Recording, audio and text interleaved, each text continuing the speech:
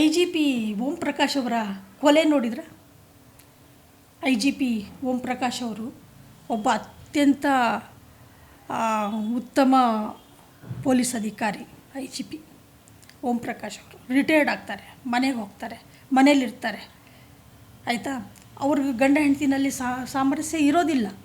ಆದರೂ ಸಹ ಅವರು ಒಬ್ಬ ಎಜುಕೇಟೆಡ್ ಆಗಿ ಪೊಲೀಸ್ ಡಿಪಾರ್ಟ್ಮೆಂಟಲ್ಲಿದ್ದು ನನ್ನ ಹೆಂಡತಿ ನನಗೆ ಸರಿ ಇಲ್ಲ, ಇಬ್ಬರು ಡೈವರ್ಸ್ ತಗೋಬೋದಂತ ಯೋಚನೆ ಮಾಡ್ಬೋದಾಗಿತ್ತು. ಯಾಕೆ ಮಾಡಲಿಲ್ಲ?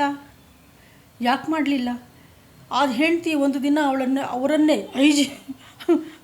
IGP ಅವ್ರನ್ನೇ ಚಾಕು ಹಾಕಿ ಚುಚ್ಚಿ ಸಾಯಿಸಿದ್ಲು. ಇವತ್ತು ಆಯಮ್ಮ ಜೈಲಲ್ಲಿದ್ದಾಳೆ. ಯಾಕೆ? ನನಗೆ ಪ್ರಶ್ನೆ ಅಲ್ಲ, ನಮ್ಮ ದಾಂಪತ್ಯ ಸರಿ ಇಲ್ಲ ಅಂತಂದರೆ ನೀನು ನನ್ನ ಜೊತೆ ಒಟ್ಟಿಗೆ ಬಾಳೋಕ್ಕೆ ಸಾಧ್ಯ ಇಲ್ಲ, ನಾನು ನಿನ್ನ ಜೊತೆ ಒಟ್ಟಿಗೆ ಬಾಳೋಕ್ಕೆ ಸಾಧ್ಯ ಇಲ್ಲ, ಇಬ್ಬರು ಡೈವರ್ಸ್ ತೊಗೊಂಬಿಟ್ರೆ ನಿನ್ನ ಪಾಡಿಗೆ ನೀನು ನೋಡ್ಕೊ, ನನ್ನ ಪಾಡಿಗೆ ನಾನು ನೋಡ್ಕೊಳ್ತೀನಿ ಅಂದರೆ ಮ್ಯೂಚುವಲ್ ಕನ್ಸೆಂಟಲ್ಲಿ ಡೈವರ್ಸ್ ಆಗೋಗ್ಬಿಡುತ್ತೆ.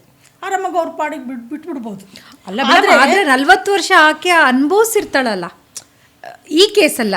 ನಾನು ಜನರಲ್ಲಾಗಿ ಹೇಳ್ತಿರೋದು, 40 ವರ್ಷಗಳ ಕಾಲ ಒಂದು ಹೆಣ್ಣು ಮಗಳು ಗಂಡ ಮಾಡಿರ್ತಕ್ಕಂಥ ಅನಾಚಾರ, ಅತ್ಯಾಚಾರ, ಅವಮಾನಗಳನ್ನೆಲ್ಲ ಸಹಿಸ್ಕೊಂಡು ಎದುರಿಸಿರ್ತಾಳಲ್ಲ ಮೇಡಮ್, ಅವಳಿಗೆ ಸೆಲ್ಫ್ ಸ್ಯಾಟಿಸ್ಫ್ಯಾಕ್ಷನ್ ಬೇಡವೇ? ಅದಕ್ಕೋಸ್ಕರ ಕೊಲೆಯಲ್ಲಿ ಅಂತ್ಯ ಮಾಡೋದು? ಕೊಲೆನೇ ಅಂತಿಮನ? ಕೊಲೆನೇ ಪರಿಹಾರನ? ಅಲ್ಲ ಹೇಳಿದ್ದು.